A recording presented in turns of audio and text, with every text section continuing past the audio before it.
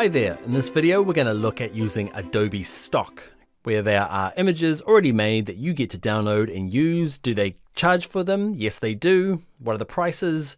About 10 US through to about 30 US depending on the image and the license you need. Let's see how they work with InDesign.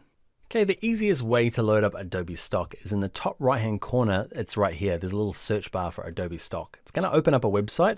If yours doesn't say Adobe Stock, see this little drop down here, it might be set to Adobe Help. So move it to Stock, okay, and I want some plants in pots, okay. I'm going to hit return. It's going to open up a web browser. There he goes.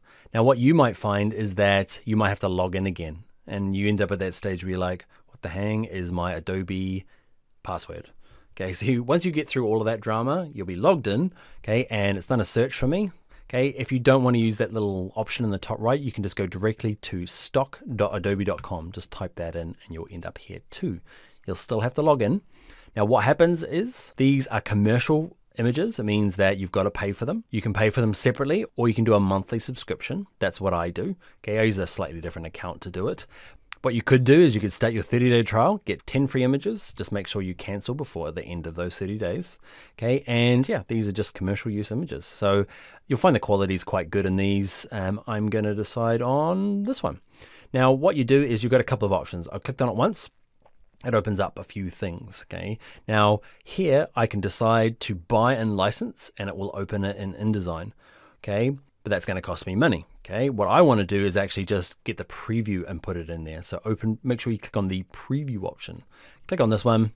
And if you end up with an error like mine, that's why I have to use another account, because I started in the UK, I moved to New Zealand, and then I moved to Ireland, and my account is all kind of screwed up with different time zones and stuff. So if you have the same problem, click this little option, drop down here and say actually just save it to my computer.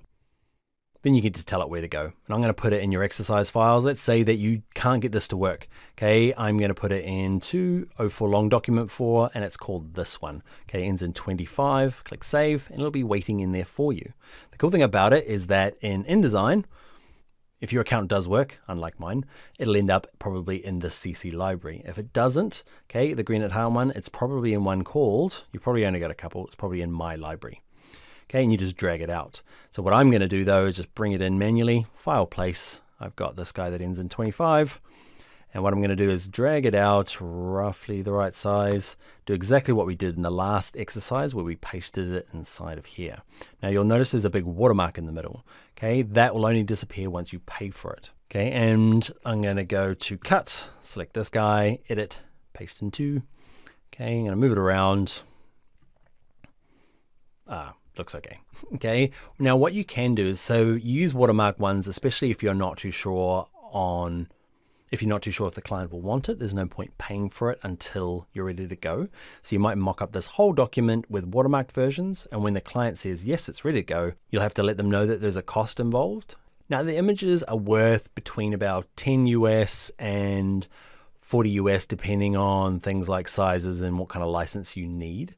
Just figure that aspect out before you send it to the client. So here's the design, but there's an additional $50 worth of images that are a part of this design. And say you got the go ahead and you want to remove the watermarks, you can just download the high res and then switch them out using the relinking. But there's an option here that will be, if you got to use the way that come down from the library, often you can just right click it in here and say license, and it will do it directly for you and update the image, download the high res, build your account, and do all that stuff without you even asking. Pretty sweet. All right, so that is CC Libraries. It's paid stuff. The budgets aren't high, but I know that lots of people I end up working with have zero budget. Okay, so we'll do that in the next video where we look at free stuff. Let's go and do that now.